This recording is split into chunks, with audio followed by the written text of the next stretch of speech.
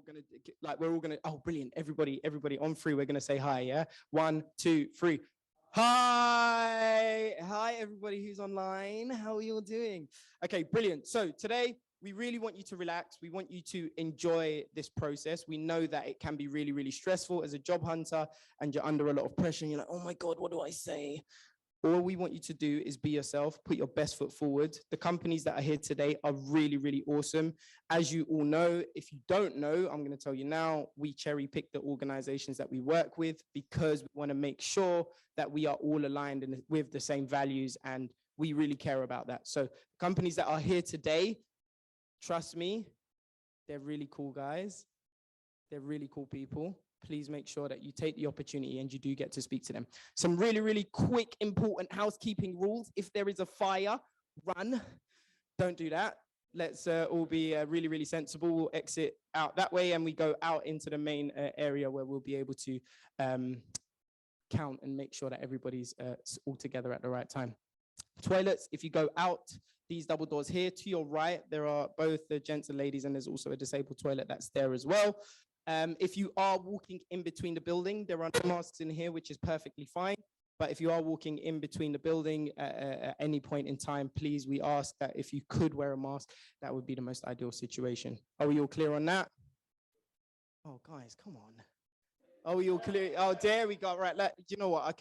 We're still a bit tense. Everybody stand up really quickly, really quickly, really quickly, really quickly. Oh, Joe, I have to stand up. Oh, no. Oh, life is so difficult. I have to stand up. What I'd like you to do now, anybody, in fact, can everybody hear me like this? For those that are on Zoom, I would like you to take part as well in your own home. You might look a bit silly, but that's perfectly fine. Does anybody know how to play Simon Says? Actually, here's the better question. Is there anybody who doesn't know the game Simon Says? Brilliant. So very, very simple. If Simon says it, you do it. For example, Simon says, touch your head. Fantastic. Touch your shoulder. If you touch your shoulder, you would have been out. So we're going to do this really, really quickly, just so that we get this going, all right? Really quickly, really quickly. Simon says, touch your head. Simon says, touch your shoulders. Touch your head. If you touch your head, sit down, please. Thank you very much. Simon says, touch your head. Simon says, touch your shoulders. Simon says, touch your knees. Simon says, do this. Do this. Sit down. Sit down. If you touch your knee, sit down. 3, 2, 1. Simon says, do this. Simon says, do this. Simon says, do this. Simon says, do this. Simon says, do this. Simon says, do this. Simon says, do this. Simon says, do this, do this. If you went back down, sit down really quickly. 3, 2, 1. Simon says, do this. Do this. Sit down, sit down, sit down. You can't shake. You can't go, oh, no, that's cheating. Gun fingers, please sit down, yeah? It's a fist. Power to the people, brother. Let's see. Simon says, do this. Simon says, do this, do this. Oh, you say that. We have a winner, ladies and gentlemen. Round of applause. Fantastic. Wonderful. Brilliant. So now we are going to be kicking this off. We are going to be speaking to or hearing from, should I say, our very first hiring partner, which is TotallyMoney. Just an FYI for all of the speakers today, we ask you, to hold the microphone again. This is for the benefit for those who are watching online.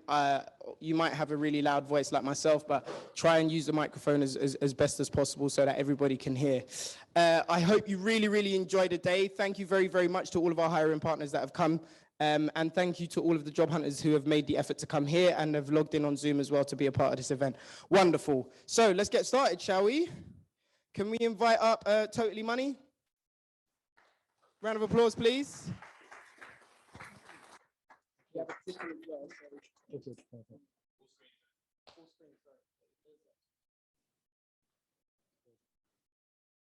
Maybe I can, is that okay? Yeah. Maybe I can introduce myself whilst this is going on. I'm Mark Durand from TotallyMoney. My job there is the CTO, so I look after what we call our tech team. We're hiring in that tech team now, which is why I'm talking today. I really, really quick this. I just wanted to run you through a little bit about TotallyMoney. So this is kind of our mission, right? So we want to democratize the data that people have, and it should work for them, not against them. And so what that kind of means is that we I'll jump back. Yeah, what that kind of means is that we give people access to things like their credit report, credit score, help them to understand like decisions that they might make, to plan for their financial future. So we've got about 4.5 million customers in the UK. Yeah, free access to the credit report, but more than that, I think we want to give customers access to any data that exists about them. So things like open banking and so on are going to be important to us. So in our tech team, we have about 30 people currently, mostly software engineers, front-end, back-end engineers. We're hiring a few more, so we'll probably end up at the end of this year on 35 or something like that.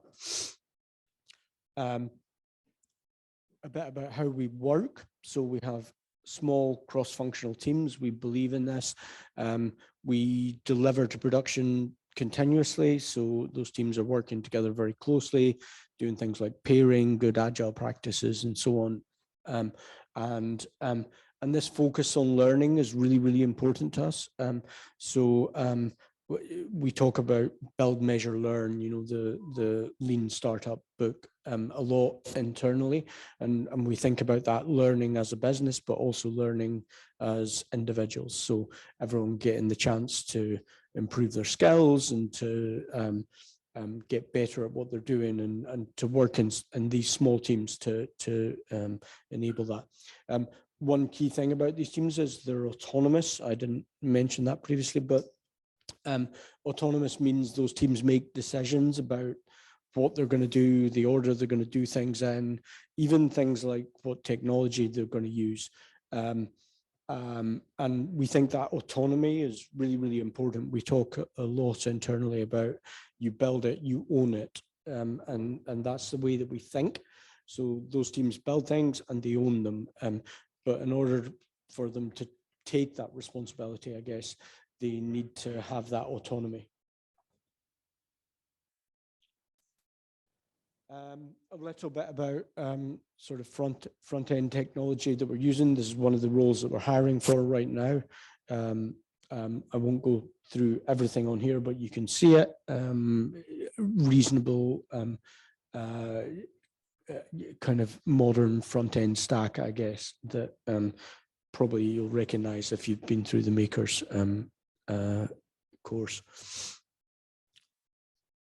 And this is almost my final slide, but this is these are our values at TotallyMoney. So some of the things that we believe in that we've agreed about. So, this probably matches with much of what I've said so far, but, you can see from this that this is the ethos of the business, the way that we behave and sort of interact with each other.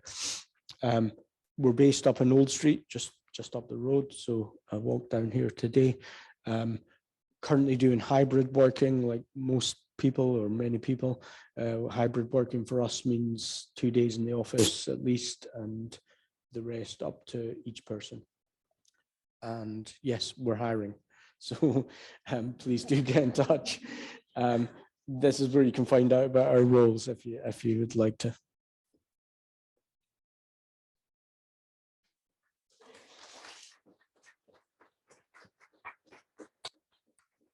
Wonderful. Thank you very much. Oh, we could do better than that. Big round of applause, please. There we go. Thank you very much. Guys, look, we're makers, yeah? We got the energy. We need to show these guys that we're here. We're alive. We're here. We're ready. Awesome. Thank you very, very much. TotallyMoney. Are there any questions? We're going to first direct our questions to anybody from the online team. So everybody that's on Zoom, are there any questions? Not at the moment, but so if there's one in the room, then Fantastic. we can take that and go back. Any questions in the room? There we are. I'm just interested to know, what's the business model? How does TotallyMoney make its money? Yeah, it's a good question.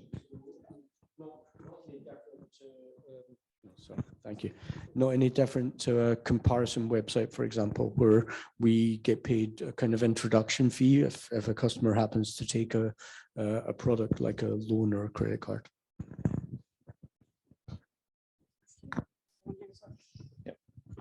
Hi. Do you have experience with employing makers in the past? And if so, what's their growth been like in the team? I think I'll let Justine answer.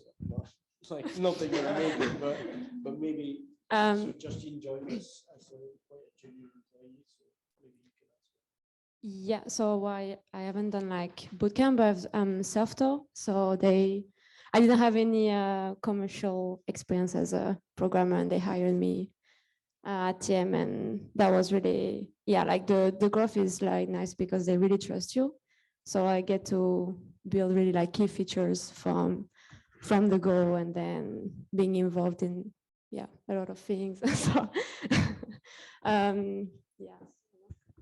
I don't know if it answered the question, actually. Sorry to throw that on you. The other thing I'd say is, yeah, one of the things we talk about is that people should deploy to production like in their first week of working with us. So I think we kind of push that. We give that autonomy, that responsibility to people, and hopefully that means people are learning, I guess. Hi, you kind of answered the question a little bit, but what's the onboarding process going to be looking like for a new hire or a new makers hire? Yeah, so we have a sort of, I guess, a formal onboarding process, a 3-month probation thing with HR. And during that period, you would like meet with other parts of the business and so on. But I think more than that, it's about pairing and, working very closely with the people on your squad, whatever squad that you find yourself in, and learning that way, right? I think we do some sort of structured training as well, some formal training, some going to meetups and conferences and so on. But yeah, that's more or less what it looks like, I guess, right? There's 2 from online. The first one is, any of the roles remote, or are they all hybrid? Yeah, so all are hybrid currently, which is that thing that I said, which means 2 days in the office and then the rest up to them. And also, what skills and qualities do you want an applicant to have? Oh, I guess to work with us, probably you need to be the kind of person who's going to relish that freedom and autonomy. I keep saying that word, but that thing that you're given. So not the person who perhaps needs more structure or direction. You're more of a self-motivated, self-directed person or something, right? I think that's probably what we look for. Yeah.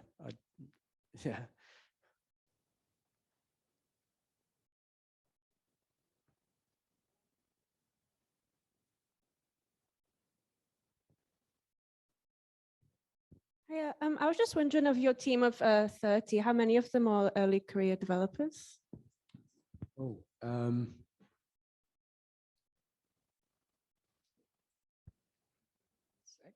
six, maybe. Yeah, we're just counting up in our heads. Sorry. Yeah, something like 5 or 6. I think like any smaller business, so we've grown from, when I've been with the business a long time, and we've grown from around 40 odd employees to 100, I think 101 actually yesterday. And I think when we were smaller, it was harder to hire more junior people because we couldn't provide the support and guidance and so on that they needed. We're more able to do that now, and so we've done it a bit. I think we're open to doing that more. Hi, are you hiring full stack developers, or do you expect us to pick front end or back end? It depends what you mean by full stack, and we definitely have developers who do a bit of both. We've had people who've switched between front end and back end. So for us, just to be clear, back end means kind of C#, F#, .NET stuff. Front end is React and Node and so on. So the front end kind of has a back end as well. We're also using AWS, and all of our engineers have access to AWS, so they do a bit of that. So a bit of DevOps maybe, but it kind of depends on each person, I think, what they want to do exactly.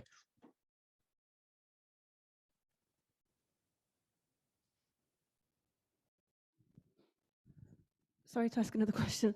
I'm just wondering, at the application stage, do you expect us to have knowledge of, like, for example, C#, F#, and all that that you mentioned? No, to be clear, probably the roles that we're talking more about today would be our front-end roles, which would be much more JavaScript, React, so on, Node-based.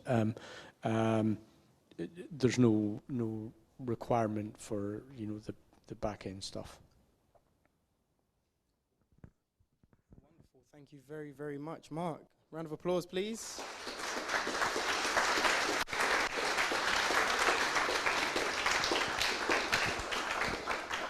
Right, so we are going to go straight into our next organization, Telus Agriculture.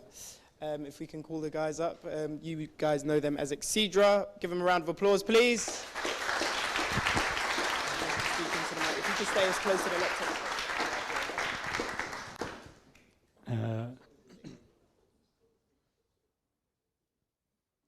So hi everyone, my name's Brendan and I'm head of product development in the Exedra division of Telus Agriculture.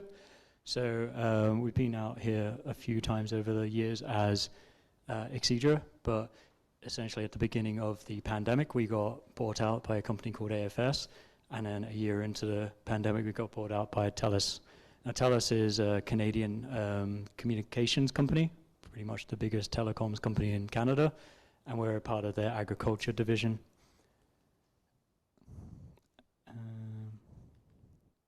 Okay, so I guess jumping straight into it, the vision of our company is essentially creating better food outcomes. So using technology across the food supply chain to essentially help optimize things, help growers with seed management, supply management, demand management, right down to pricing optimization, which is kind of the realm that Exedra works in. Jump through your slides. Okay, so essentially we're now a global company with apparently 1,500 team members. So in the technology division, there's about 1,100 employees across the globe. Ranging from East Coast of the US, in North Carolina, in Tampa, Florida, through to the UK, through Slovakia, through to Russia as well as in Australia in Perth. So essentially in Telus Ag, there's a significant number of brands. You've probably not heard of many of them because they're all business-to-business companies. So the software solutions that we sell are essentially, we go out to businesses and we help them optimize. Okay, so what do we do? So there's the three parts to Telus Agriculture. There's animal health, which is a lot of veterinary science. There's the agribusiness, which is kind of working with the farmers. And then the food, beverage, and consumer goods division. So the food, beverage, consumer goods division is where essentially Exedra is playing. So we've got a few parts to that. One is around enterprise resource planning. The second part is trade promotion management. And the third part is retail execution. So with retail execution, it's about people out in the stores helping make sure that the shelves are stocked, that essentially the right products are in the right place and that kind of stuff. In the trade promotion management division, which is where Exedra is generally based, is kind of the idea that if you go to a Tesco and you buy a Kit Kat and you can get the second one to a half price, we help the companies manage the manufacturer, Nestle. We would help them manage the pricing in the store. We would help them predict how much the customers will buy, how much they will get from running a 2-for-1 deal versus maybe running some other sort of deal like a 3-for-2 or 25% off or whatever, as well as where it's placed within the store. So we work with a lot of brands, a lot of big companies represented on this slide, but we also work with a lot of smaller companies too. Right, so jumping into the Exceedra part, so we are working on a platform we're calling Demeter. It's essentially started just after we got bought out by Telus Ag, so we thought we'd go for like the goddess of agriculture as a platform name, working kind of security, scalability, and connectivity. So our main goal is essentially to take all of our software and make it into one platform that we can then kind of sell on to consumer, to the businesses as kind of, you know, add-on packages. Okay, the stuff that's probably interesting to you. So actually what we're looking for, so these are the old slides, but we're looking for database developers and back-end developers. We're currently looking for 1 to 2 of those. So the database developers, they work in kind of the SQL Server stack. Back-end developers, it's about C#.NET. And then, well, don't really need to talk about the front-end developers, but our front-end stack is Angular. There it is. So those are the 2 we're looking for today. Okay, so essentially we've got a lot of experience dealing with makers in the past. So we've had about 12 to 15 makers over the last 6 years. So, you know, we understand that you folk will want to know what the onboarding plan is. So, you know, we have kind of an 8-week process where we make sure that you're assigned to a mentor. And then we also make sure that the team leads are making sure they follow up with you. But further to that, we're making sure that the business analysts are involved with you so that you get to learn more about what the business is doing. Yep, so covered all that. The other part to that is that we make sure that you work with the architects. So, you know, an enterprise system can be hugely complex, and it can be mind-blowing how many parts are moving in it, but we do want everyone to understand the bigger picture that they're working as part of. So I covered a few success stories. So 3 notable people in the Exceedra division. So Matt Goff, he was in the 2nd round of makers. He essentially moved out to Australia and is director of a professional services team out there. Rob Morgan, who is the lifeblood of the EMEA team, essentially has grown and taken on so much responsibility. And Daniel Den Hartog, who I believe joined us in 2018. Essentially, he's the lead back-end developer, lead database developer of the product development team. That's pretty much it. But I guess a couple more points is, you know, we're looking for people that are, I don't use the same word, autonomous. So essentially, we do the similar thing where we work in a squad model. So everyone will be working in a squad of 3 to 4 people. So you'll have usually either a UI, front end, and back end, and database person in there with you, a quality assurance person that is working with you, as well as a BA to help you understand the task that you're working on. So we essentially split out into squads. What you would do is you'd get access to the people within that squad to help you understand the task that you're working on. And also, we'd make sure we're pairing you up with people within the company. We've gone through massive growth recently. The team in 2019 was about 8 people, and we're now up to, I think, 50 developers. A lot of those are senior developers with ridiculous amounts of experience. I'm quite knowledgeable, but also I feel humble in their presence in terms of the amount of stuff they know. So I think joining us at Exceedra in Telus Ag is a great decision, because you'll get access to a bunch of senior people with a wealth of knowledge that I'm more than happy to share.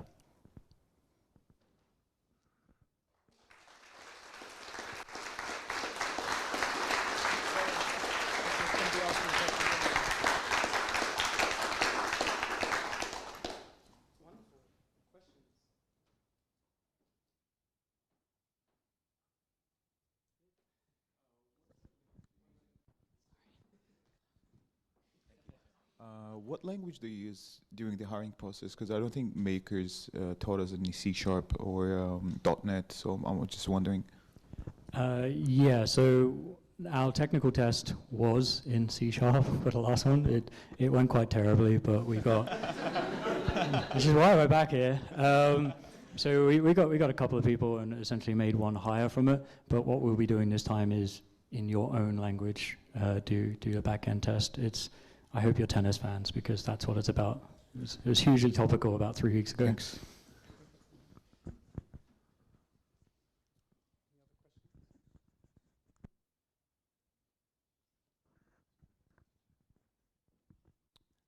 My question is about, you mentioned that the company was bought out twice in the last year or two. So what kind of challenges did that, how did that impact your team? I know sometimes that can bring in different systems which you have to try and integrate across the companies and things like that. So yeah, so it's been a bit shaky for us, but thankfully our leadership has made sure that we know what the plan is in terms of the integrations coming. So we've had to switch from things like Microsoft Teams to Slack, but in the process we didn't really get much help with documentation and stuff that we keep on Slack, on Teams. We're also moving some other systems, but the vision is quite clear, so and we make sure that everyone's involved in it.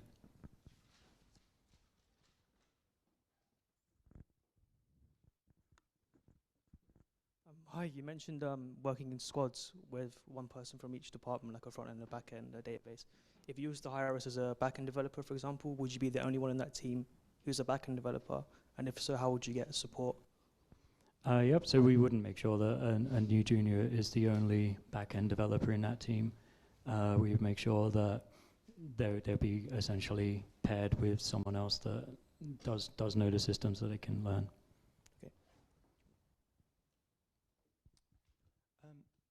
Could you give us a little bit of information on the, is it hybrid working? Is it fully online? Where's the office? That sort of stuff. Yep, so our office is based in Vauxhall, but the team essentially is remote working. So if you want to work from an office and you feel more comfortable working in an office environment, essentially there'll be a desk space for you. But most of the team will work remotely. Some people do come in, so the office isn't empty. There's always people in there. But essentially, it's very flexible.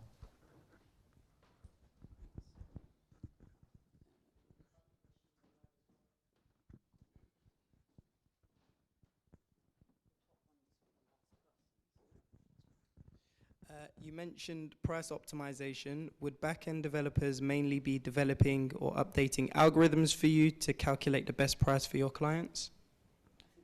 That's for the last one. Okay, that's on me. Apologies. What percentage of the time do developers get to pair with others compared to working alone? That's a good question. So essentially with the juniors, we'd make sure they get more opportunity to pair.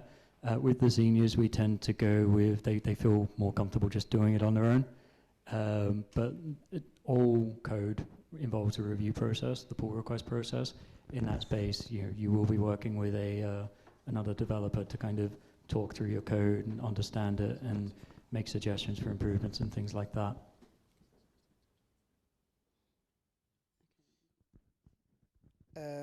In what time frame do you promote juniors to mid-level developers and senior developers? Yep, so I think over about 12 to 18 months has been the average for candidates to move up. It really depends on the candidate. For example, Daniel being in a lead position after 2 or 3 years is crazy, but also he is very, very skilled, and he came from, he was a chef beforehand, and he had experience managing people, so it was kind of a very good fit for him. Most people, it's about 12 to 18 months, but really we don't rush people up. It's where they feel comfortable.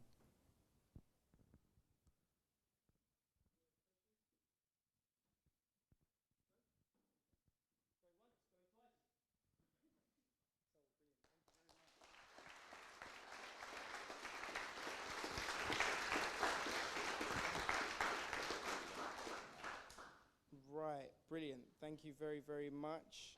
We are now going to hear from the amazing guys at AdSignal. So if we could give them a massive round of applause, please. Yeah, test. Okay. Hello. Oh yeah, okay. Hang on a sec. Let me work this out. Right, hands. Hey guys, nice to meet you all. I'm Tom, I'm the CEO of AdSignal. This is Alex. He was a maker once upon a time, so he's going to tell you a little bit about his journey as well. Okay, so I've just told you who we are. AdSignal is a really great, fast-growing team. About a year ago, it was just me full-time. We're now 16 people. We're hiring 4 more. Right now, 2 of those are makers, hopefully. And there's more hiring to come in the future. What we do, basically, we're an ad tech company. We build software for the advertising and broadcast industries.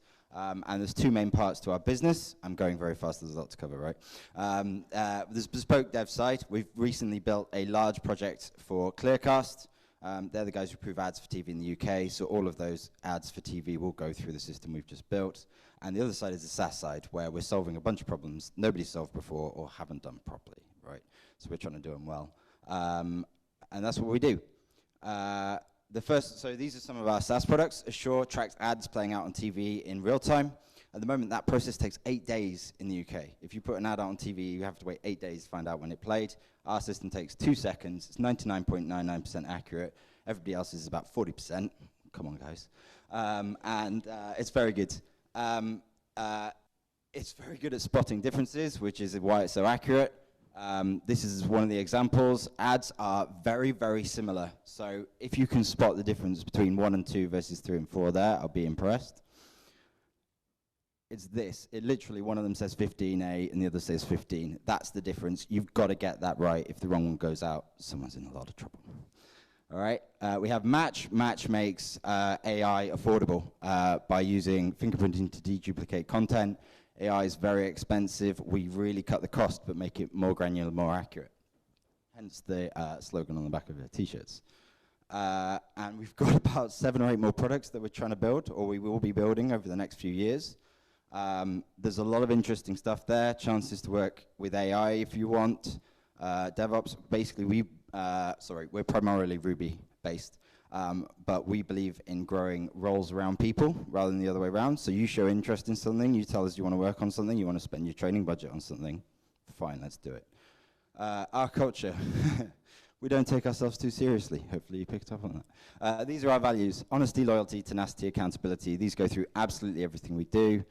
We're fiercely loyal to our team. If you've got a problem we want to know about, we care about you, we care about the problems you have at home, not just your productivity. Give us a chance. If you've got a problem, come and talk to us, give us a chance to help you out. Diversity. Diversity, we firmly believe, it's a fact, that diversity results in a stronger team, stronger products. So whoever you are, please come and talk to us after. If you're introvert, give us your name and then run away screaming. That's fine. Just come and introduce yourself quickly, all right? Dev practices, what you're going to be doing. We're agile. We are fully remote. It's really worth saying this. We don't have an office. We are shotgun splattered all over the UK. I live up in York.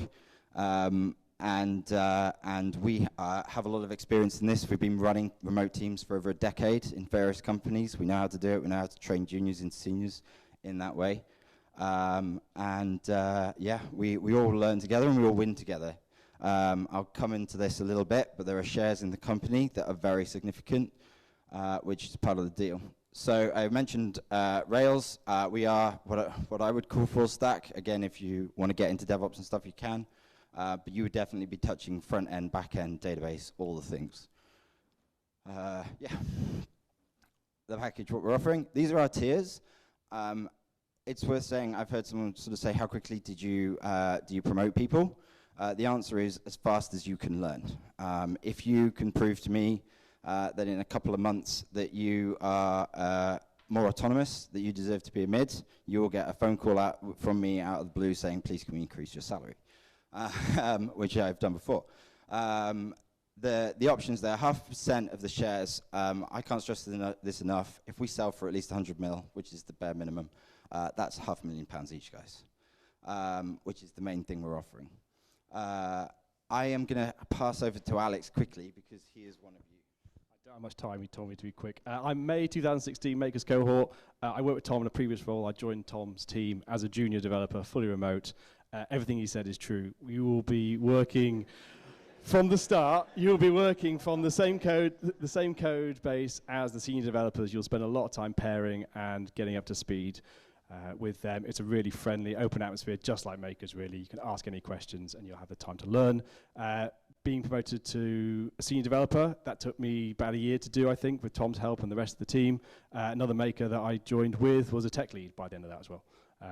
It's a really great place. Working remotely as well, I think is excellent. You have all the experience that we have to do that properly. We have the tooling, we have the systems. So don't worry about that side of things. I could talk to you all day about this, but I'm not allowed to. Come ask him some questions after instead. Cool, our goals. I just mentioned that target. That's how we're going to get there very quick. We'll go into that in more detail if you want. I don't care. I'll share anything you want. Q&A, here we go. That's it. That was fast, right? All right.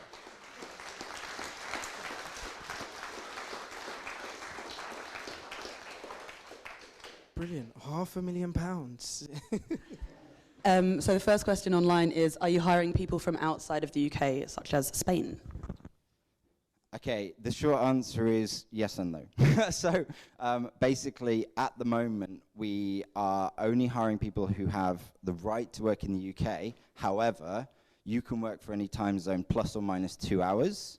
So we have people that go and work from Portugal for 3 months or whatever, or Greece. I don't mind, it's fine. You can do that, it's not a problem. Hopefully, eventually, we will be able to directly hire people from outside the UK, which just takes a lot of work that we as a small startup don't have the time for just yet.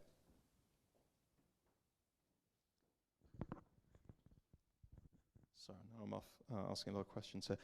You showed us very briefly the projected EBITDA.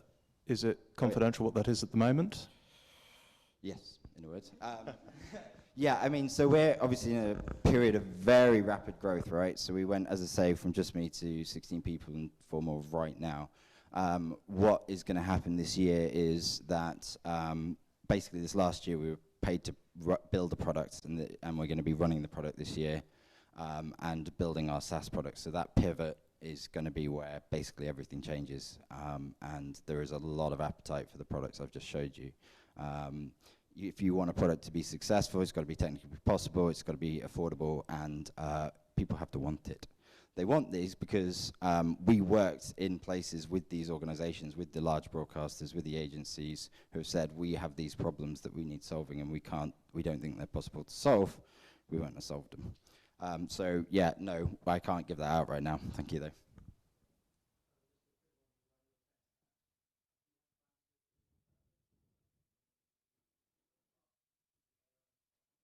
Yeah, so the main tech stack is definitely going to remain Ruby. The platforms or the users logging into etc. are going to be Rails-based predominantly. However, the stuff around, if you want to do stuff around AI, it has to be Go and Python. It's just what everything's written in. And if you want to go there, that's great, brilliant. If you want to stay in Ruby, that's probably fine too. Yeah, I mean, there will be more things that come in there. We have to do all kinds of fun things. If you've heard things like Kafka, vector databases, graph databases, all these things to do crazy scale. The way we monitor TV is we extract about 4 frames a second from the TV, plus take the audio. That's 2.5 billion frames a month in the UK alone. You have to be able to crunch that data. So we get to solve some really cool problems as well.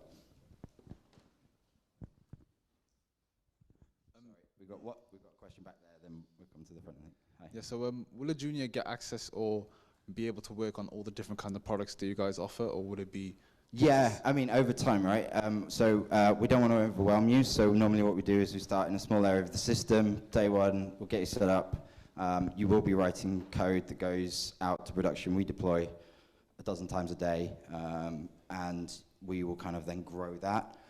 It's worth saying, hands up if you've heard the phrase learner drives before? Nobody? Okay. Right, great, 2, excellent. What it means is basically that as much as possible, the junior drives, because it slows down the senior to a speed that you can handle. And it's a technique that I found really, really helps. It's one of the many things we do, but that really helps out.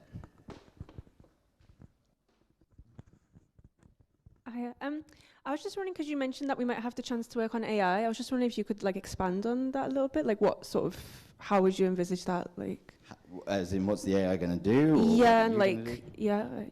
I mean, okay. So basically, AI in video does many, many different things at the moment. Facial recognition, logo recognition, object detection, all kinds of stuff. There are things that aren't done, or that we will be building custom models for. If you want to get into that, that's fantastic. Yeah, I mean, it kind of depends where your question is aimed, but yes, I mean, we're going to be building new stuff in AI to solve niches that aren't offered by like Google and AWS and all the others. Hi. Hi. I was wondering, what's the biggest challenge you are currently working on? Yeah, I mean, what's the biggest challenge? I think, I mean, right now, actually, recruitment, like, we're trying to hire people really fast, and we're getting more work requested than we can hire people fast enough for. I think that's my biggest challenge, certainly.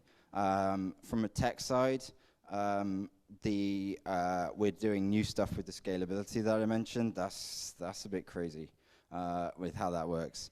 I wrote the original algorithm, so I've been developing since I was about 6 years old. I taught myself Ruby. I was head of architecture for Honeycomb, where we met.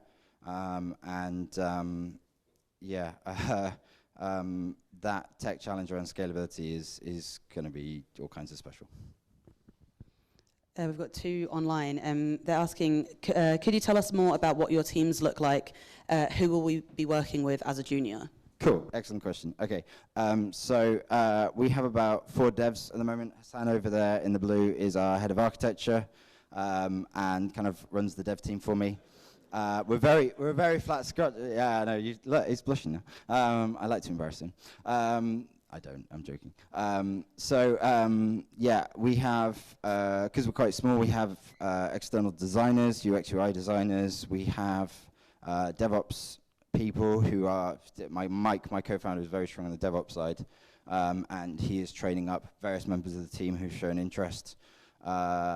We have a QA, thank you, dedicated QA, because they think differently and break stuff in ways we don't expect, and delivery manager, and then a support team of 4 that is, currently 4, growing, and then myself and the sales team. I can't remember where the question came from. At the back, there we go. And there's one more. Are you also looking for more independent workers? Independent workers, meaning I'm not sure. Are we looking at this autonomous word again? Right. We're not looking for that, by the way. We want talent. You can teach autonomy.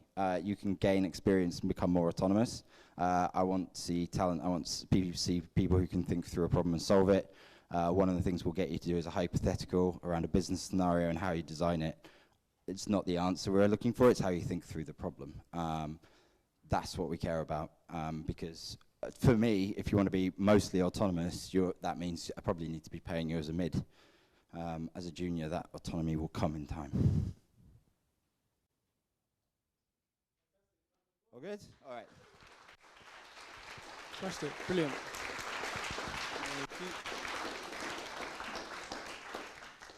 Okay, wonderful. So what we are going to do now, we are going to go on our first break. So we're going to take half an hour, soft networking, give you opportunity to stretch your legs, bio break and all of that stuff, have the conversation. What I will say in terms of the process after this, for those of you that are really interested, the jobs have been placed on Hub. We would ask you to apply.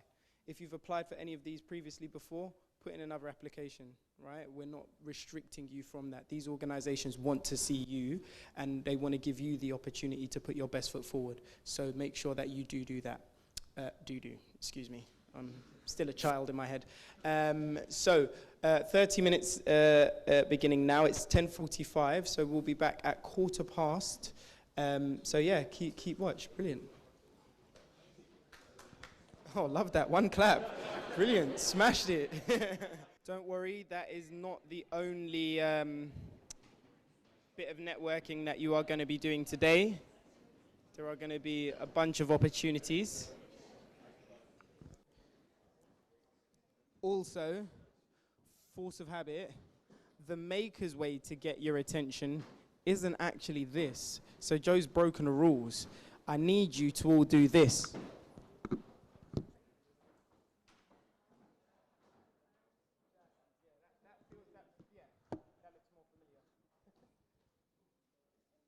Is that the one? Yeah. Okay, brilliant. Yeah, no, just making sure. Awesome. So we are now going to, I'll give a couple more people just an opportunity to grab a seat. No, that's fine. No, we're okay. Let's go.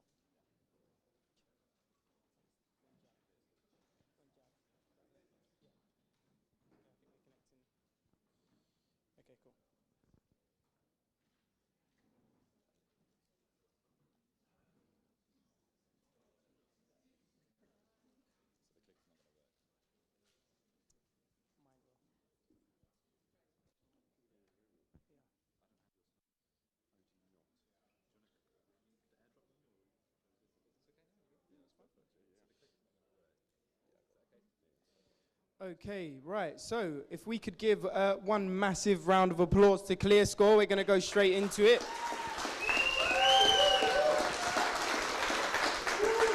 Look at that. Oh, we got the energy now. There it is. Oh, okay. It's all of you, isn't it? Brilliant. There you are. Hello. Hello. So my name's Neil Barton. I'm the UK Head of Engineering for ClearScore, and I'll be tag teaming this 10-minute presentation with Kat Manskill, one of our superstars that came from Makers 2 years ago. So firstly, thanks for having us here today. It was 2 years since we were here last time, and we would have been here a lot sooner if it wasn't for COVID. So thank you very much for having us. So it's a privilege to kind of showcase ClearScore again. It's actually quite a while since I've actually spoken public as well, so I'm slightly nervous, but so please bear with me. But one of the great things about presenting to makers is that we know that all of you guys are people who love tech, for starters, but have also managed to go on a journey to either pivot from your previous career and have a want to learn. And that's the kind of people that we're looking for at ClearScore. So I've got 10 minutes to kind of tease you why ClearScore is the best choice for you moving on forward in your technology career. And we've got some questions you can ask us at the end. So let's get started. So we're a fintech company that started 7 years ago in a broom cupboard in Hammersmith. And we had this one simple mission that we wanted to do. So people around the world will turn to us when they think about financial decisions. So we make personal finance clearer, cleaner, easier to understand, and we help people take decisions that create greater financial well-being. And we are free, and we always will be. So hands up, has anybody actually used ClearScore? Okay, hopefully that's about 50% of you, plus the whole of ClearScore over there. So it actually took us about 7 months from launch to get our first 1 million users, which factually is quicker than, I think, Facebook, Twitter, and Dropbox. So we had a very steep growth, so to say. And we basically became the category monarch in what we are doing. And so we gave everybody very easy access to their financial information, something that hadn't been done before, which is now being done by a lot of our competitors, including TotallyMoney. How you doing? So ClearScore is now a global company. We have 16 million users and around 350 employees based around London, Cape Town, and Sydney. So we have these 3 hubs, but actually by the end of 2022, we'll actually be 550 employees, and we'll be opening 2 new hubs in Canada, Toronto, and we're opening another tech hub in Edinburgh, Scotland. So we haven't stopped innovating from the word go. So basically our aim is to create a range of apps that deliver the kind of financial and well-being for millions of users. So we hope in doing this that, well, whilst doing this, we all have a huge passion in tech. So we like to take on the challenges that other people haven't done, or that other people haven't done well, and make them kind of accessible and world-class. And we're redefining most of the areas that we kind of step into. So we're looking for like-minded people who want to take on them challenges, who want to work with great people, and it was said before by somebody else, though, ClearScore is an amazing place that you can work at. When you get into a room, there is always people cleverer than you. And even if you've been there 7 years, I've been there 7 years, I'm still amazed by the people that we work with. And so it's really quite a good culture to learn and push yourself and kind of see what good tech and good ways of working are. So nothing really blowing that trumpet. I'm going to pass on to basically, you're all geeks here, so I want to show you kind of the tech and what we're looking for today. So we're actually looking for 18 makers. Yeah, it's a shitload. And it's across the whole spectrum of disciplines that we have. So back-end developers, front-end developers, Android, iOS, test, I think data engineer and IT engineers as well, but I'm not sure if we're filling these roles necessarily today. But yeah, and our ways of working are quite unique to ClearScore. So you'll hear we've got loads of people who worked at large companies and the big names, Facebook and a lot of the dot-coms that are around now. And we take inspiration from numerous best-in-breed approaches. So Netflix, Spotify, tribes, all that kind of stuff. But we pride ourselves on the fact that we will, and we always do, make this our own way of working. So we take the best parts and we morph them together, and we annoy people from product as we kind of build our own structure and ways of working around that. So we actually work in missions. So these are focused, kind of like focused units that basically work within the company on certain areas of the business. Our design team obviously get too much time on their hands, and every time we kind of reorg, which happens quite often, we get these nice little badges. So we have several departments or areas with the business, from kind of new business and the kind of new enterprises that we're trying to battle with, to people and huge data teams, to SRE, customer ops, marketing, platform, and marketplace. So these squads have their own missions, their own mission statements, have their own roadmaps, and have their own OKRs and objectives. And each of these missions then have multiple squads that kind of work autonomously. But actually, they're a multidiscipline squad, so actually they're quite large. So you heard some people's squads were around 4 or 5. We actually have around about 15 to 16 people, so it's normally a 2x2. So 2 feds, 2 backends, 2 Android, 2 iOS, and a single test engineer for all of them. Our QA ratio, I think, is 1:8. We have a very good QA quality assistance kind of mission that I think we stole from somebody else. But again, we made it our own. So if you have any questions about that, all of this stuff is on our blogs, which you should be able to find. Or if you're on LinkedIn, follow Klaus Thorpe, our CTO, who often speaks about this stuff. So whilst you're in a squad, everything that you do is done together. So there is no isolation. It's not just the feds solving the problem. When a problem comes up, we actually get together. We have this idea of planning at that. Basically, even the feds, the native guys, will help with the back-end engineering. They will ask, because obviously they've all got to work together and it's got to work in synergy. So it's quite a group solution that comes up, and it's really good for people to get the insights of how other departments and other functions work. So we actually get quite a few people moving between disciplines, as we call them. So you might get data people moving to development, or development people moving to data, etc. So it's quite a fluid way. We also work in races, which are kind of a 3-month period of work. In that race, we celebrate work very hard. So we work hard, but we also play far harder. So we celebrate at the end of the race with awards based around these principles, which I'll just run through a thing, and we work in 2-week sprints. So it's kind of like a scrummy, agile approach to stuff, but every squad's unique, so their ways of working are defined by them. So we have this idea of these principles, which we've stuck to since the day we started in this broom cupboard, which is we fight, we lead, we deliver, we fail and fix fast. Everything we do we're proud about, and we obsess over it, and we're focused and we're lean. And everything that we do in the ClearScore, even from performance reviews and everything that is always associated, or recognition that you give people is always associated to these 12 disciplines. We've also built our engineering principles off them.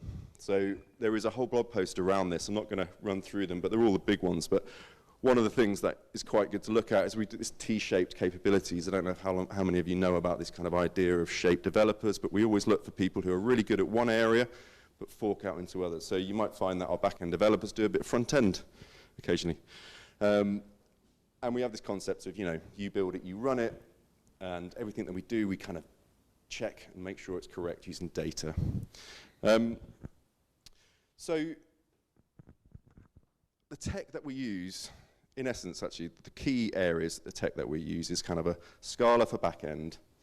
We have a kind of a React, TypeScript front-end group of people, Kotlin for Android.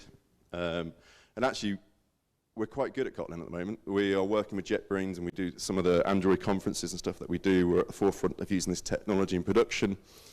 So it's quite great. And we use Swift on iOS. But we actually use dozens of languages throughout the business. And the concept of you build it, you run it, allows you actually to kind of to use the best kind of software or solutions or platforms for the problem that you're trying to solve. And there is no restrictions. When we started, our CEO, Justin Bassini, allowed us as a tech team to always use bleeding edge technology.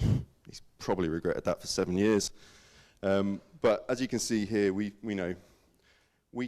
basically, because we love tech, everybody always tries to use the latest and greatest, and it goes through a whole process. So half our system's built on serverless, one hell of a big mistake that we made, and we're kind of moving back from that and kind of putting into that stuff. And so we kind of move into this ideal of adopt, trial, assess, and hold.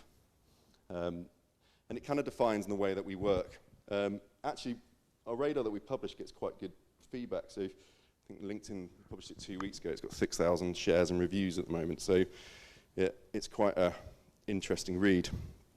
And we are lean. We're lean in everything that we do. And this is a great graph that actually everybody has access to all the data. We're very open. So all of our stuff is in Domo, and we share this stuff. And we're now releasing on average about every 10 minutes. And on average now we have of 0.02 bugs per release, whilst maintaining an uptime of 99.97%. You can see here, this is what we used to do back in the day when we first started, and it took 2 weeks to do a release. And as we progressed here, our releases went up and up and up. And over COVID, we moved from an office base to this kind of hybrid approach to working. So we do, some people said 2 days a week. We kind of do this 25% over a period of time. So that could be 2 days, 1 week, could be 1 day, another 3 or 4 for another week. And that's kind of depending on how your squad works. So it's unique for everybody. But you can see actually when we went to this hybrid, our velocity of release is shot up. So actually, there's something in working remotely. That does work. But also our QA initiative, we spoke about it before. Normally QAs is 1 to 2 devs. We actually have this kind of concept of 1 to 8. We're moving to 1 to 10. But our bugs actually shot down per release. And that's done by actually now quality is our focus of our developers and the responsibility of it. Okay. What's the next slide? So, yeah, we use great tech, and we solve real-world problems, and they are great problems to solve. We go into different markets, and we're doing trouble, and everything that comes from that, from multilingual to legal requirements or changes in policies and stuff like that. But it's actually a great company to work for as well. So one of our key things, Justin and a lot of our C-suite, we call them Jedis because we used to love Star Wars back in the day,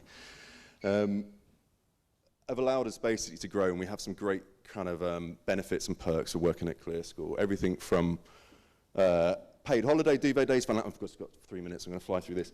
Check all it's on the website. It's an amazing stuff. So that's my bit. I'll ask questions at the end. I'm going to pass over to Kat now, who's going to kind of run you through experience of starting at ClearScore.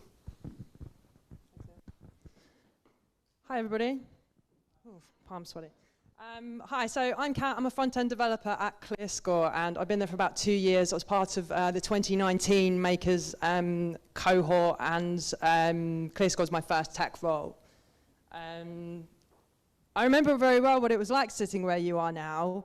And I remember I think I was in the middle of about 15 job applications, all at the different levels. There was a, what are they now?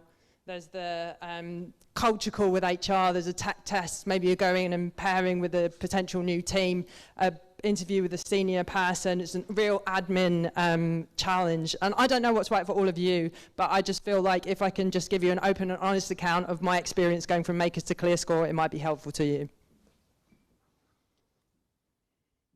So before I do that, it'd be really good to know the room. So what's the mix in terms of discipline and aspiration here? I'm going to ask you to just show me, you saw that Neil, we're hiring, showed you that we're hiring across all of the disciplines. It'd be really good to know who we're talking to in the room. So if you could just raise your hand when I say the discipline that you feel like you might want to have as a first tech role. You can put your hand up for all of them if you want to. So who's thinking they might like for a first role to be an iOS or Android, so a mobile app developer? Put your hands up in the air.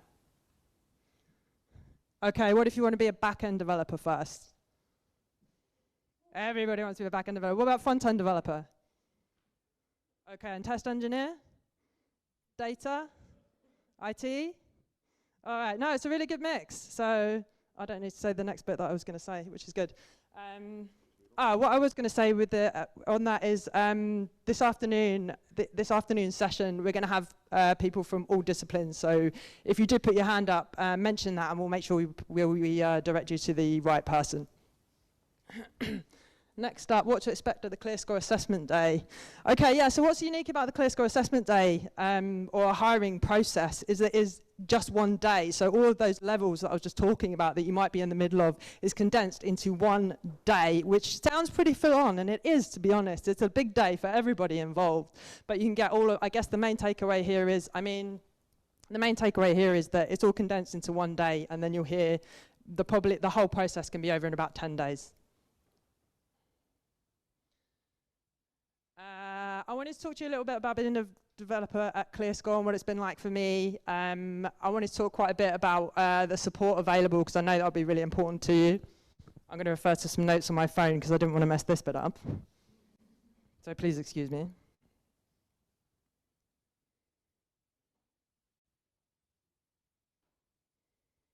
Okay, so yeah, so the support available, I just wanted to make sure I didn't miss any. So pairing, fundamental at getting through the course at Makers. I had scheduled pairing time with my line manager. I had scheduled pairing time with my mentor. Having a mentor was really, really helpful. I had a senior dev as my mentor, and I'd use them mainly as a soundboard. I'd get project work from my squad and I'd take it to them and I'd say, I'm thinking about approaching a problem, doing it like this. What do you think about that? Is there anything I haven't considered? Could you review my code? Is this something that I could add to my PDP? We also have a support Slack channel and daily morning Zoom sessions. So this is quite a new thing. And it's basically a really good sort of hybrid working replacement for when you go and tap somebody on the shoulder in the office, go, oh, can I ask you a quick question? It's never a quick question really, it's always a medium question plus. But that's been a really good placement, like sort of replacement for being able to do that in an office basically and working in the hybrid. We also get together with our discipline regularly. We call these 101 sessions. So this might be a couple of hours or even a whole day. Some examples from the front-end discipline is where we got together and we took a whole day to learn React testing library because we wanted to migrate from an old testing library. We took a whole day to do it. In the first half of the day, we just learned the principles of it. And in the afternoon, we split into groups and just started to migrate stuff from the old testing library to the new one. It was a really nice springboard that we could all go back and take to our respective squads and just be aligned. Yeah, the takeaway of that is, all of that stuff I just said is, there's a mountain of support available at ClearScore and it's at your disposal to pick it up and put it down as you need to succeed.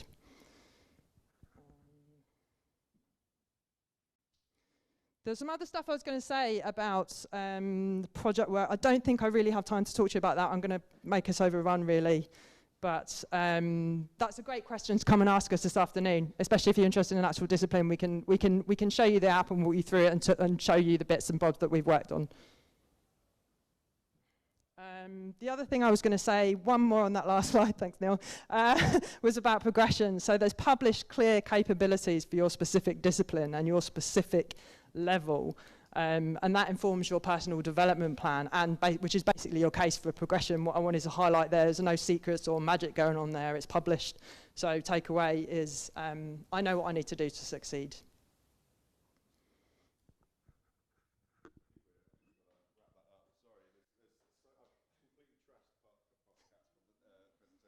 That's my favourite bit about culture. Come and ask me about it and I can tell you about it after. Thanks very much for listening, everyone.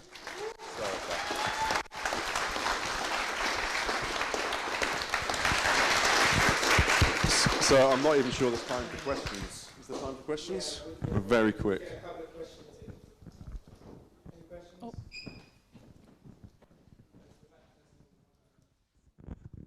Hi, I know you mentioned the Tech Radar initiative. So will juniors have an insight into how you move from legacy code into kind of more newer code? Far too much.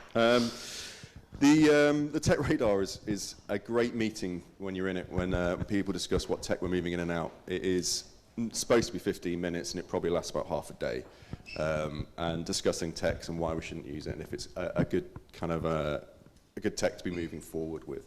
So everything we do is very open, even from the tech we choose to the performance of the business, the financials and stuff like that, to the promotion process, to the performance reviews. We're doing radical candor and ClearScore for our sins, and it works very well. Can I add that we don't have to go through the Tech Radar process to introduce a new tech. That's after the process. So we get to play with it and try it first. We don't have to wait for this process. Yep, that is spot on. That's Lydia, principal backend developer for ClearScore.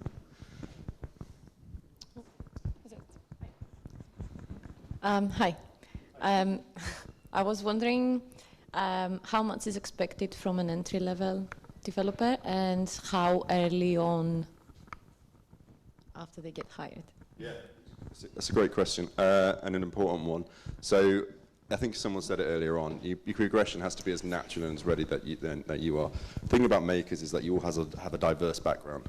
So it's impossible to put a time frame on it. You know, we've got makers from 5 years ago who are most senior people in our architectural team. We've got makers that have been here for 2 years that are running in isolation for new projects and new startups that are running on the side. It is all different, but again, we aim for around about the 12 to 24 months as that progression. But some people can smash through that. I think there's people who are, Dan G, who will be over here later, I think he smashed up 2 levels in less than a year, 18 months. So, you know, it's all about your background and what you bring to the company. Hi. I quote you saying you have a shitload. I'm here. Hi. You have a shitload of jobs. I think that was our quote. Sorry, yeah, we are. Yeah, we're in an Uber scale up at the moment. Yeah. I was wondering in terms of application. Obviously, lots of roles. Oh, I have to be close. That close. Okay. In terms of the roles, should we apply for one of them, or is it more of an open application process? Oh, yeah, you go. This is Victor. Come.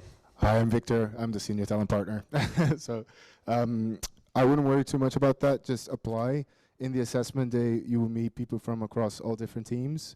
And at the end of the day, we'll actually be asking you, like, where, you know, a list of priorities of what teams would you like to work in.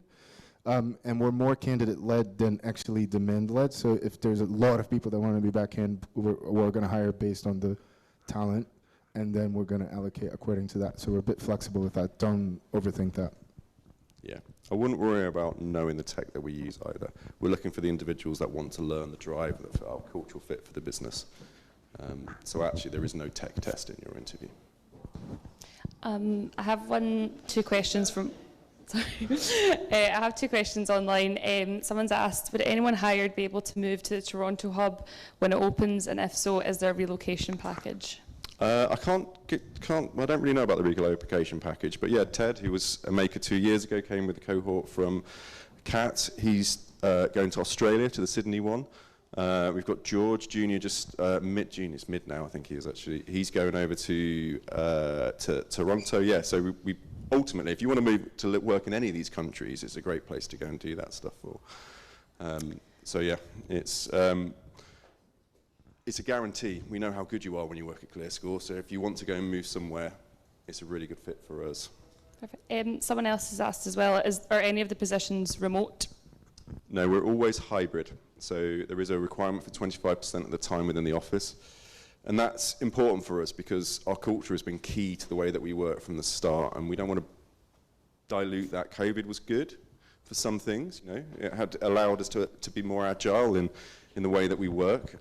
We were already quite remote anyway. You could be flexible working hours. We have never counted the hours or minutes that people work. It's about how you deliver. But yeah, we expect this, your squad, your teams will need to see you. We have events as well, so many events in the office that actually your 25% will be just done by celebrating and meeting your squad, so yeah.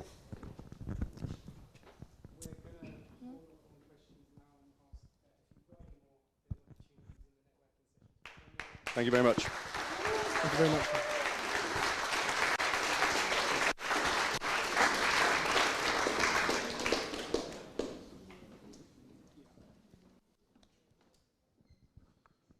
Okay, brilliant. Really quickly, can everyone stand up? Shake it out a little bit and sit back down. Sometimes you just got to get the blood moving, you know what I mean? So now we're going to hear from the amazing Flutter. Big round of applause to them.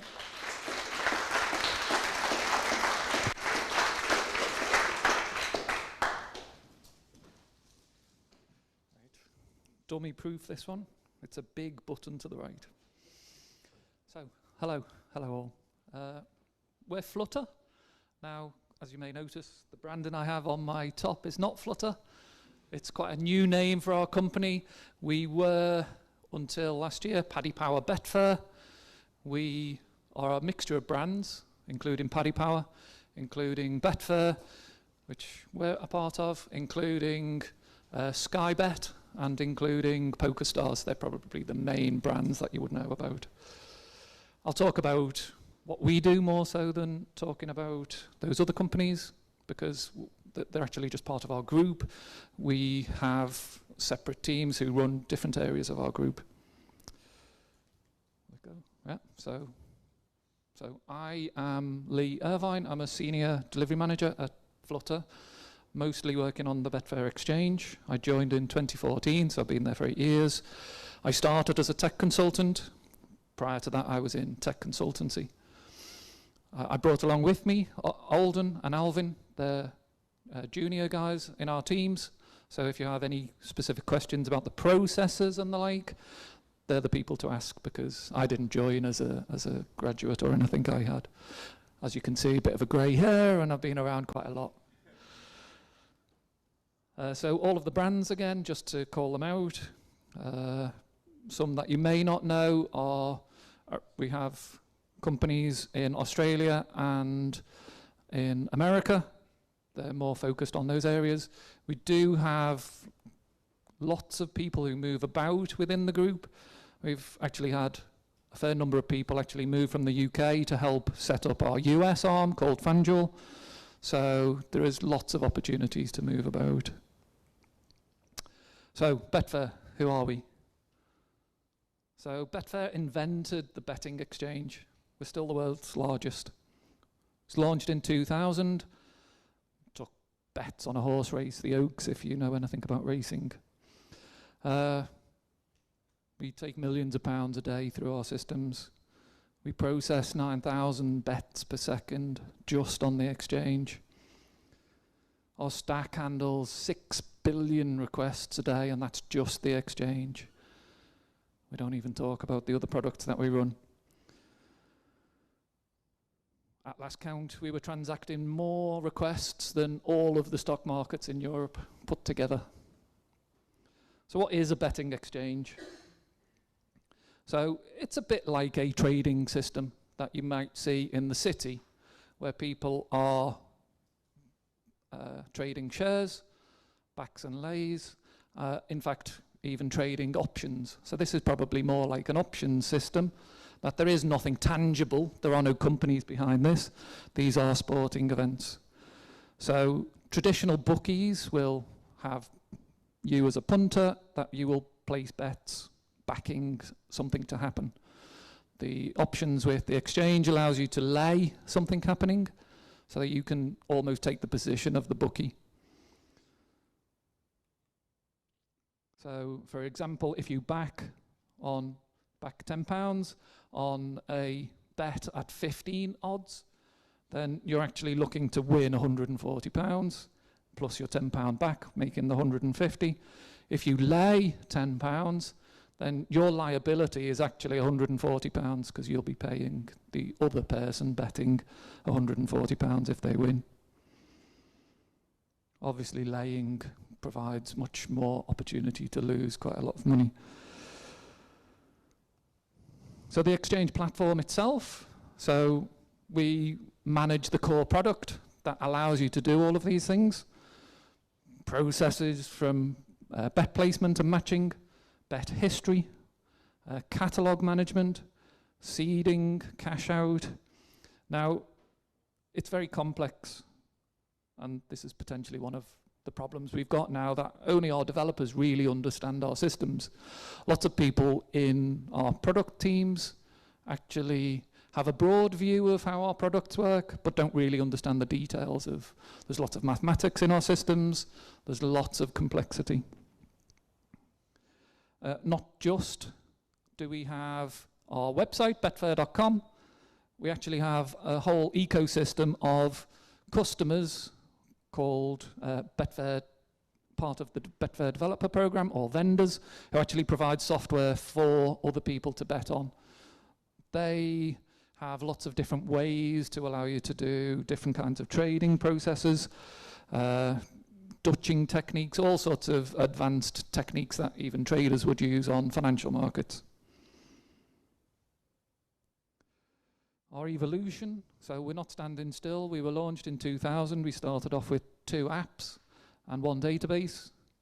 Over time, that's become, we duplicated those apps. We found lots of problems with that, lots of duplication of code, and we've slowly moved into a more microservice architecture. As we speak today, we've got 100 different services. Our team, the Exchange platform, looks after all of those services. There are 35 developers that we have at the moment, so that's ultimately 3 per developer. So actually, as we've gone on, the volume of trades that we're having to do and having to support, our architecture is constantly evolving. So it may feel like our product, even on the front end, doesn't change too much, although we were innovators of lots of different products that have become synonymous with the markets now, like cash out was one of the things that we drove.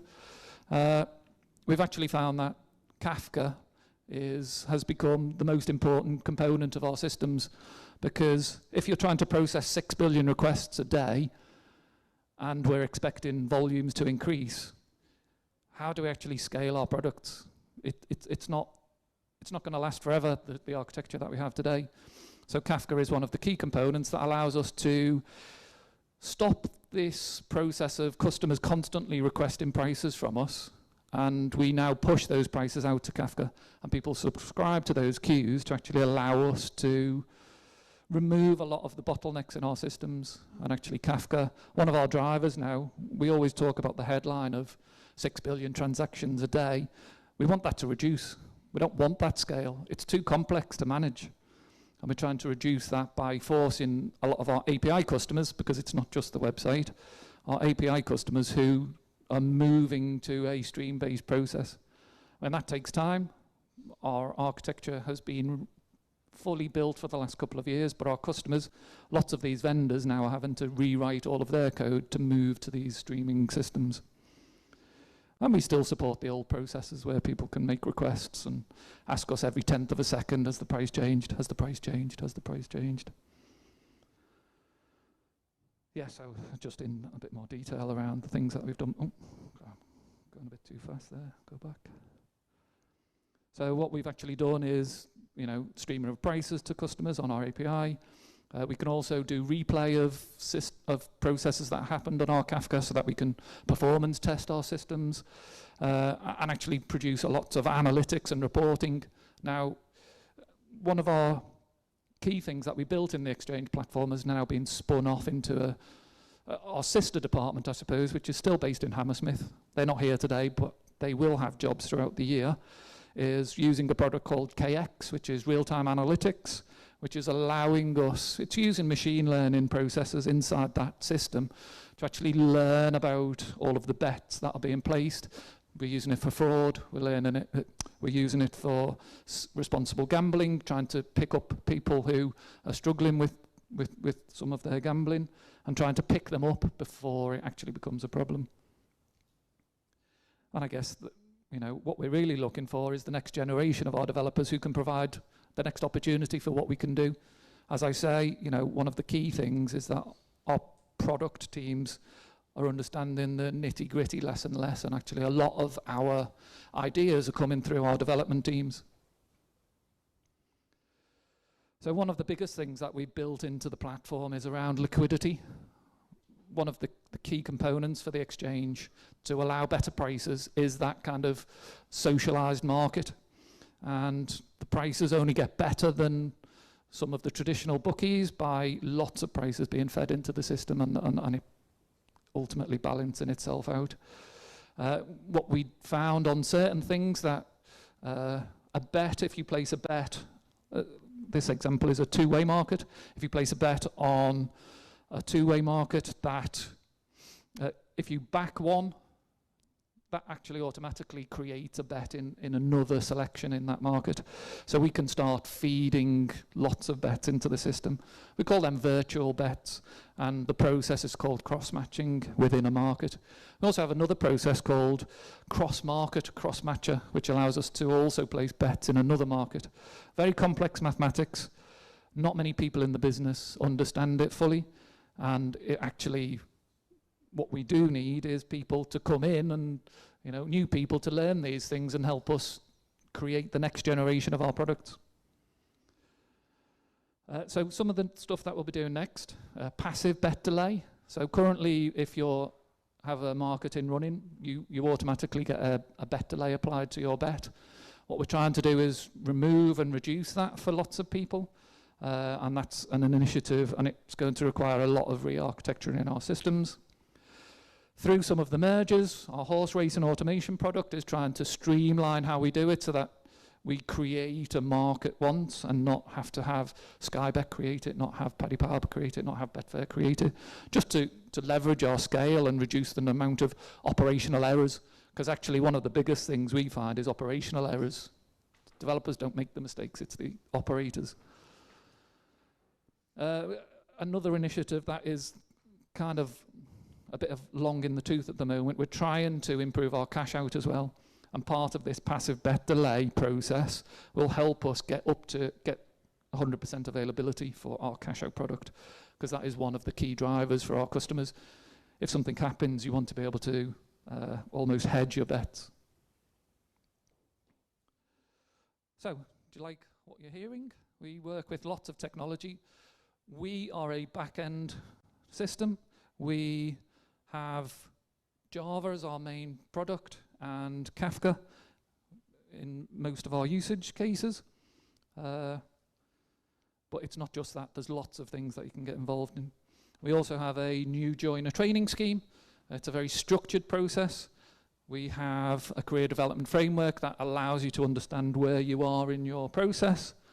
The first thing you would do is create a bot against our APIs, because this is publicly available and it allows you to learn how our systems function. There's lots of pairing, there's lots of shadowing. You kind of make it your own. People know that they need to be available for pairing and for shadowing. It shouldn't slow people down.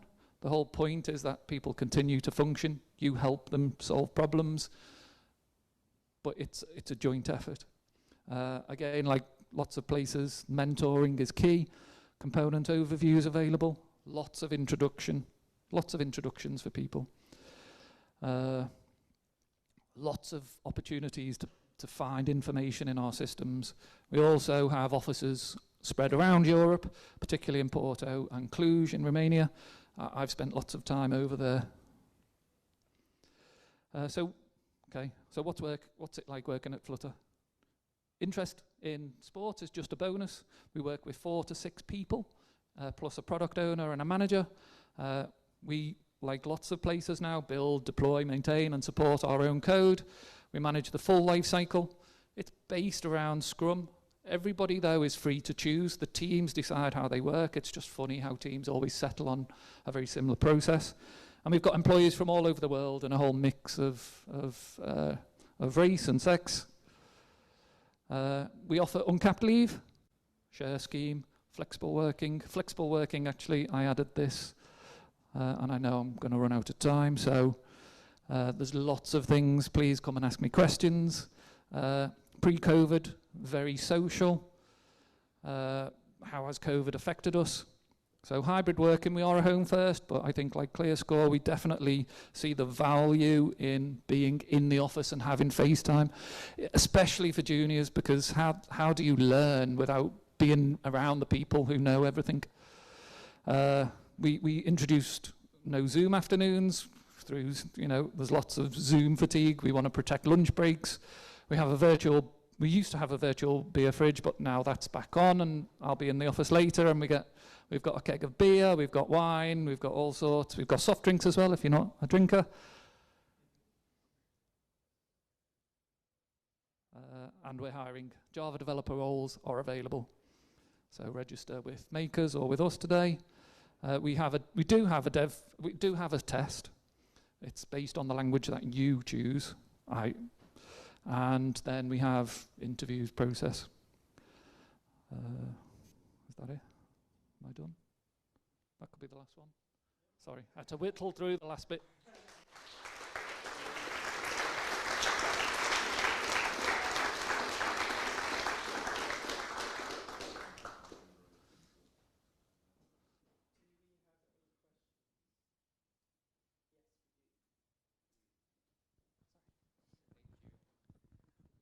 Yeah, well, how do you make sure your users are not going to get addicted?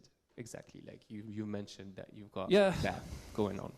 Yeah, so there's lots of initiatives at the moment, and one of the key things we're trying to do is use our KX tool to actually spot trends from our users, because as soon as one thing that we're lucky is that it's online, so you can't just walk into a bookies and put cash down. We have to know our customers. So we do affordability checks at the start. We do background checks on people when we see it's appropriate for new accounts. And then we use our KX system to actually track all of our bets that are being placed. Now we use that for not just fraud, but also to actually check how their trends and the things that are happening. And if you see an increase, there's lots of clever people. I don't know all the details, but they're using lots of clever mathematics in the processes of this real-time system. Because historically it used to be, weeks, months, years in the future that you would spot these things. Now what we're trying to do is catch it before it becomes a problem and see the trends and allow our machine learning algorithms in KX to actually pick up those trends and to learn, and it's getting better as we go. Now, okay, it's not perfect. There are always going to be issues, but, we as a company don't want that bad press. It's meant to be an entertainment business. We run our business as well. Lots of people are interested in sports. Lots of people are interested in gambling. As you can imagine, people gravitate to that. It's not a necessity. We have lots of people who don't have an interest in it at all. So equally, it's our own staff that we look after as well from the first point, and that grows into everybody else.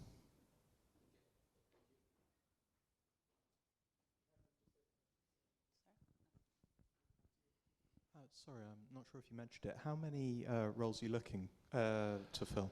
I didn't mention it. So this year we have guaranteed 3 graduates available, but I also have other roles that I'm kind of backfilling for, and I definitely would, if I got enough people interested in us and we felt that it was the right thing for you and us, then it could be up to 5.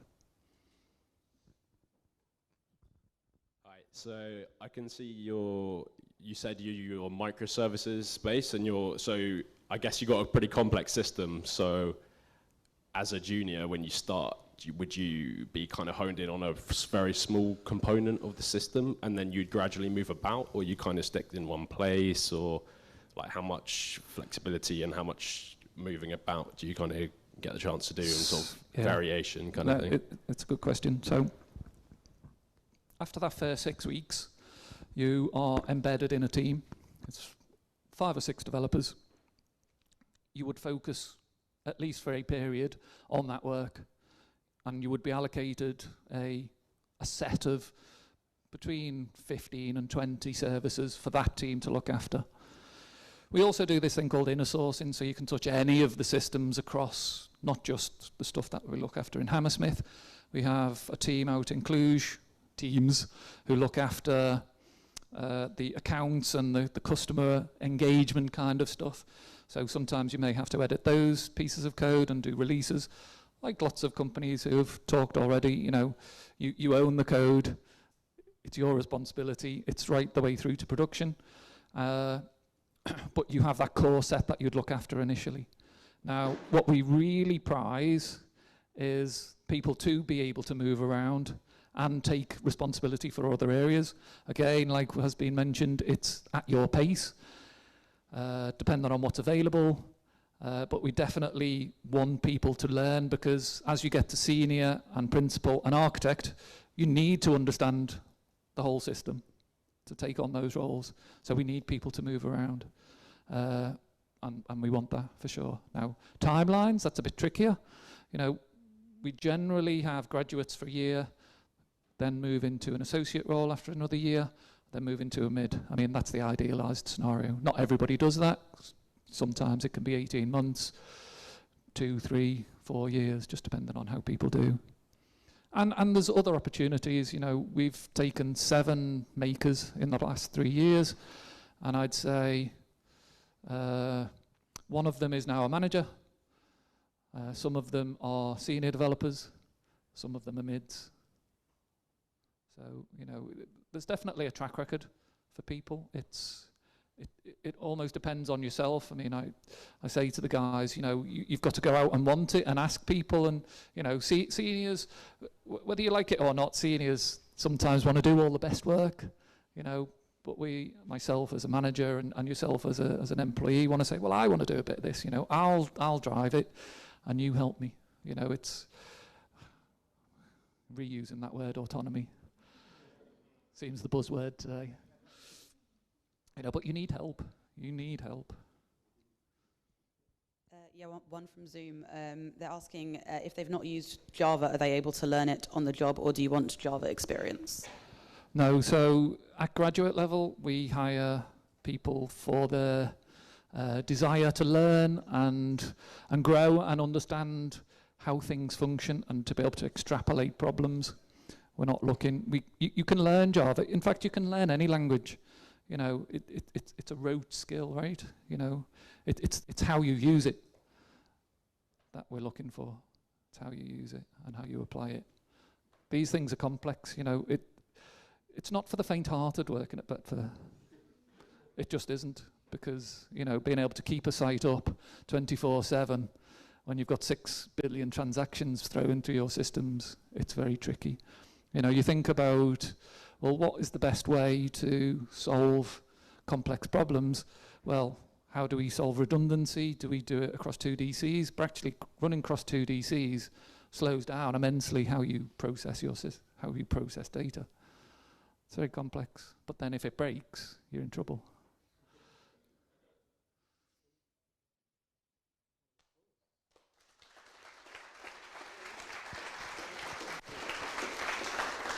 Okay, now this is the wonderful moment you've all been waiting for. We're going to go and do some networking. But what I will ask is if we can give us 10 minutes so we give all of our hiring partners the opportunity to set up their areas. We're going to be having tables and our team are going to be setting that up. But what I will ask is if all of you on this side, not that this side are going to just sit down, but could stand up, and then we can move over the chairs. But 10 minutes, bio break, go do whatever you want to do. What I will say is from this point on, it is the networking onwards. There aren't going to be any more intervals or presentations. It is down to you. So.